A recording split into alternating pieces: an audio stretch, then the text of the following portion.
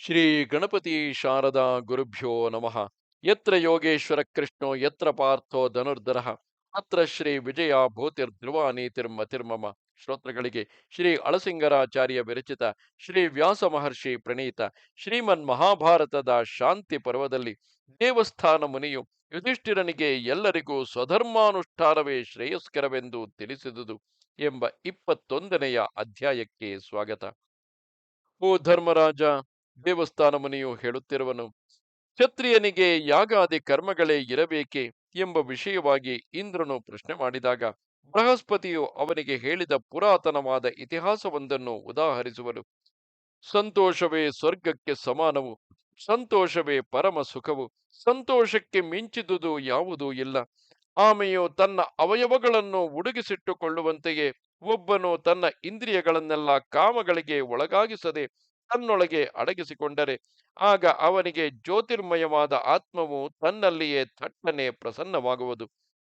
ಆಗ ಅವನಿಗೆ ಅಪೂರ್ವ ಸಂತೋಷ ಉಂಟಾಗುವುದು. ಮತ್ತೊಬ್ಬರಿಗೆ ತಾನು ಹೆದರದೆ ತನ್ನಿಂದ ಮತ್ತೊಬ್ಬರಿಗೆ ಭಯವಿಲ್ಲದೆ ಯಾವನು ಕಾಮ ದ್ವೇಷಗಳನ್ನು ಗೆಲ್ಲುವನೋ ಆಗ ಅವನಿಗೆ ಆತ್ಮ ಸಾಕ್ಷಾತ್ಕಾರವಾಗುವುದು. ಯಾವ ಪ್ರಾಣಿಗಾಗಲಿ ಮನೋವಾಕ್ಕಾಯಗಳಿಂದ ಅಪಕಾರವನ್ನು ಉಪಕಾರವನ್ನು ಯೋಚಿಸದೆ ನಿರ್ಲಿಪ್ತನಾಗಿದ್ದಾಗಲೇ ಆಗ ಮನುಷ್ಯನು ಬ್ರಹ್ಮವನ್ನು ಹೊಂದುವನು.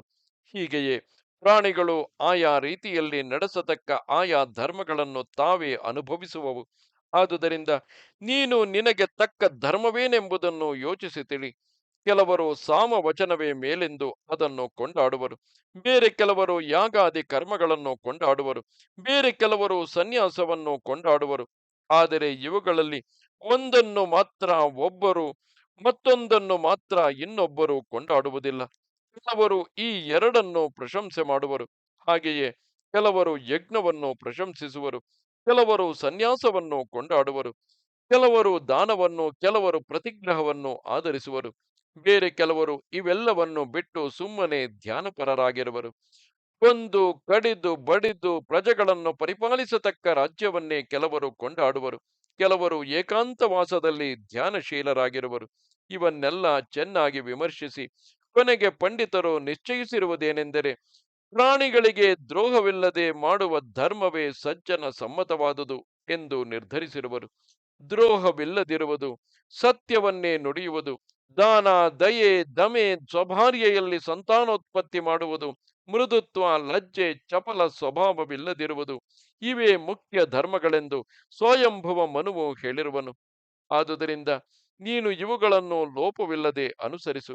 ರಾಜ್ಯದಲ್ಲಿ ಇರತಕ್ಕ ರಾಜನು ಯಾವಾಗಲೂ ಜಿತೇಂದ್ರಿಯನಾಗಿ ಪ್ರಿಯ ಅಪ್ರಿಯಗಳನ್ನು ಸಮವಾಗಿ ಭಾವಿಸುತ್ತಾ ಯಾಗ ಮಾಡಿ ಅದರ ಶೇಷವನ್ನು ಭುಜಿಸುತ್ತಿರಬೇಕು. ಶಾಸ್ತ್ರಾರ್ಥಗಳನ್ನು ಯಥಾವತ್ತಾಗಿ ತಿಳಿಯಬೇಕು. ಸಾಧುಗಳನ್ನು ರಕ್ಷಿಸುವುದರಲ್ಲಿಯೂ ಎಚ್ಚರ ತಪ್ಪದಿರಬೇಕು.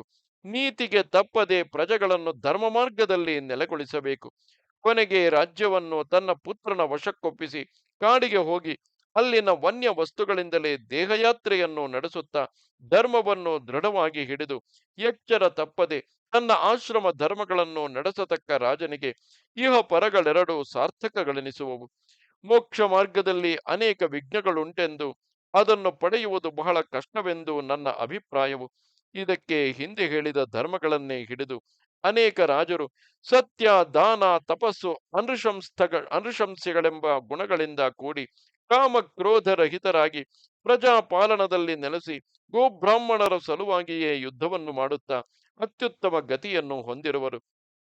ಹೀಗೆಯೇ ವಸುಗಳು, ರುದ್ರರು, ಆದಿತ್ಯರು, ಸಾಧ್ಯರು, ಇನ್ನೂ ಅನೇಕ ರಾಜರ್ಷಿಗಳು ಇದೇ ಧರ್ಮವನ್ನು ಆಶ್ರಯಿಸಿ ತಮ್ಮ ಪುಣ್ಯ ಕರ್ಮಗಳಿಂದ ಸ್ವರ್ಗಲೋಕವನ್ನು ಹೊಂದಿರುವರು ಎಂದನು. ಇದು 21ನೆಯ ಅಧ್ಯಾಯವು.